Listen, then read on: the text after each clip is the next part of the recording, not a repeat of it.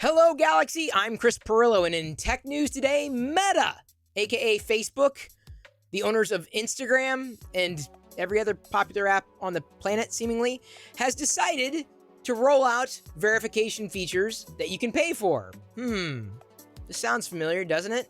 Yeah, apparently they're doing it, and that's, of course, stirred up controversy because they're not the first company to charge for verification, but there's some caveats here, and I want to talk through it because I don't think it's as bad an idea as some people have been making it out to be. I mean, there's some people who are always going to push back for paying for anything. Like, you can't listen to those folks. You really can't.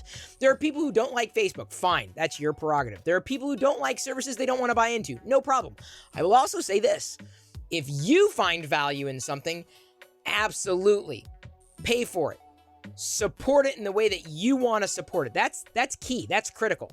So just because I don't want to buy something doesn't mean you shouldn't want to buy something, and vice versa, right? I think we have enough healthy respect for boundaries to understand that my choices may not be yours. So this is less about the conversation around choice and more about how is this different, or do you perceive it as different? I've got my take. You probably have yours. Feel free to drop a comment. It's a good conversation to certainly have. Behind me, you can see the live stream at live.pirillo.com. You can join fellow geeks and nerds 24/7 playing video games. Right now, we have 3 people playing Minecraft at the same time on the same screen. Live.pirillo.com. Ow. Yes, it still exists. That'll redirect you to where the live video feed's happening on Twitch currently. Okay, so Twitter, aka Elon Musk, had rolled out the idea of paying $8 a month for a verification status, right? And I use air quotes specifically because it's not really verification apart from verifying that you have $8 of monthly discretionary income. That's it. That's all you're verifying. You're not verifying you're human. You're not verifying you're a company. You're just verifying that you have $8 to throw around. And you get some features. Cool. I'm fine with that. I was okay with paying for Twitter Blue for a month. Now, this is before Elon took over. But after a month, I think it was maybe even a week into paying, what was it? Was it $5 originally? I can't even remember, but it was largely to edit tweets. And again, I use air quotes because it was just a catastrophic rollout of a basic feature. And I was like, this is not worth paying for. So I haven't paid for Twitter from the beginning.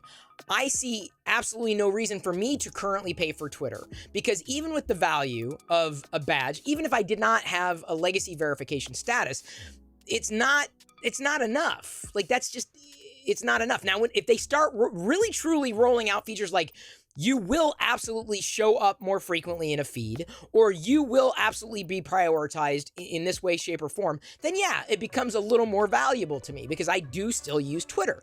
I have no problem paying Twitter for something. And I know some people are going to be angry at that, right? But it's got to be value relative to me. Understand, though, my biggest pushback with the idea that a blue badge is quote-unquote verification on Twitter, it's because you're not verifying anything. What are you verifying? Like I said, nothing. You're verifying nothing apart from you having money to spend, and you're interested in having spent that money on Twitter to get a blue badge, as they call it, right? The blue check, whatever. So at some point in the future, I may very well go down that path as well, but it's got to be able to deliver value to me. Now, if the value to you is a status symbol, okay, cool. That's, again, you're paying for that. You're saying you have the money to throw around specifically for a status symbol. But it's asinine. Sorry, let me reframe that. Beyond asinine to call a blue check at this stage a quote-unquote verification badge. You're not verified. Now let's move to the meta conversation, right? So Zuckerberg comes out today and says, the time of this recording, and says, hey, we're going to be rolling out a verification badge, or effectively a blue badge on Meta as well. And when he says Meta, it's Facebook and it's Instagram. Now, I am verified. I am legacy verified on those platforms because I've had some problems with people coming along and saying they were me when they weren't really me. So I've gone through the process of actually providing, information to be able to verify and validate my status. I had to do that for Twitter as well, for whatever it's worth. So I have been truly verified, not necessarily newly quote-unquote verified. So they're rolling it out, Meta, and they're not just saying, hey, you can pay $15 a month if you're on iOS. There's the Apple tax, I assume. And I'd also assume that would also apply for Android, though they didn't mention Android in this brief announcement. Or $12 on, quote unquote, the web, or assumedly a desktop, Mac, PC, whatever. So you would, if you wanted to buy into it, you would probably not want to buy into it directly on iOS because you can save $3 a month.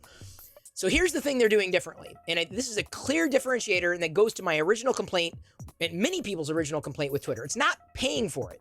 Pay for what you want, but call it what it is. Now, Meta, this is the differentiator, is going to, if you want to do this, you have to furnish ID. You actually have to give them identification. This is me. This is what I pay. Here's ID. Here you go. Here's my ID. You got it. You got to do it. If you want that, you got to do it. So it is more truly verification, because you have to provide some form of a valid ID in order to get that badge. Now, I'm sure some people are going to cheat it. They're going to figure out a way around the system, but at least they are taking that step. That I feel was the way it should have been done with Twitter. Wasn't done because, of course, that would have taken work. And how are you gonna get people to work when you've already shrunk your workforce at Twitter, like by magnitudes? I don't know. So Meta, I believe, is going the right direction. They're laying out features that could very well help in the sense that, yes, you can get verified. Sorry, I just knocked a little Lego set onto the ground there. This is the problem when you are Italian and gesticulate wildly. I'll be building that later live when we record TLDR on live.pirillo.com. So you're paying for the badge, but you're also proving that the badge that you get on Meta, aka Facebook and Instagram, is true. It is a true verification badge because you had to furnish some kind of identification. But you also get priority support. That's a big deal. So, the problem that even creators like me have, sometimes we get lost in the shuffle and we need help. And being able to pay for support if you use those platforms is a valid reason to pay. That's absolutely. There are times that I would ask for these companies that I use their services for free. I'm like, hey, can I pay you to get service, and help instead of getting lost in the shuffle? So that is a huge boon for everybody if you happen to be a power user. Now, I don't know a lot of Facebook power users. I mean, they are out there, and there are people who do it, certainly for Facebook groups. A lot of people are still very active in Facebook groups. But many creators, I've got notifications going off left and right. Many creators use Instagram. Instagram's very, very popular.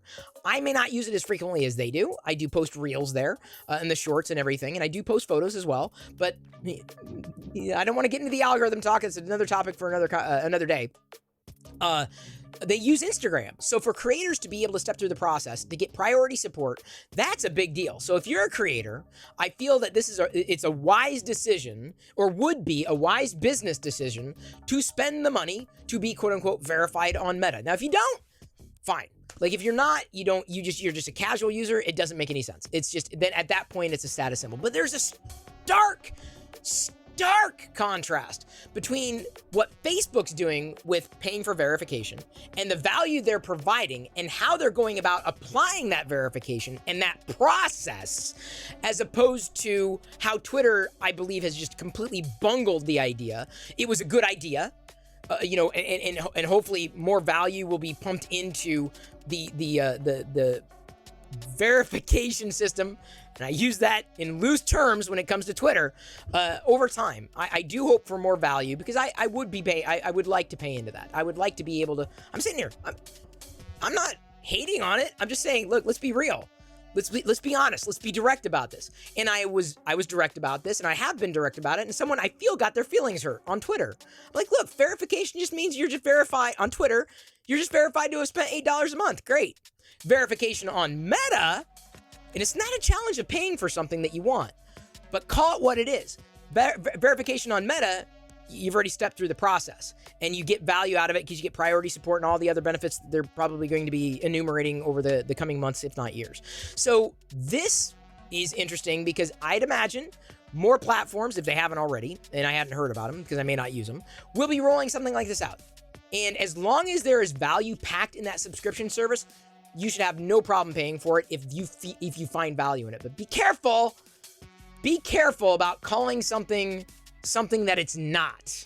If you validated and verified and it's called verified, then you're verified. That's verification. But if there's no verification, stop calling it verified. Apart from having spent the money.